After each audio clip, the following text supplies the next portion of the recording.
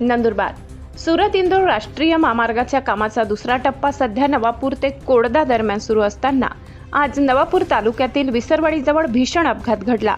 4 चाकी वाहनाने दुचाकीला दिलेल्या जोरदार धडकेत एका युवकाचा जागीच मृत्यू झाला तर दुसरा युवक गंभीर जखमी झाला।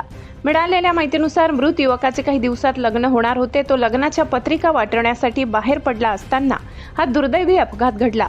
या घटनेमुळे परिसरात हळहळ व्यक्त केली जात आहे। अपघातानंतर संतप्त झालेल्या ग्रामस्थांनी घटनास्थळी मोठी गर्दी करत अपघाताला कारणीभूत ठरलेल्या 4 चाकी वाहनाला आग लावून निषेध व्यक्त केला। काही काळ परिसरात तणावाचे वातावरण निर्माण झाले होते।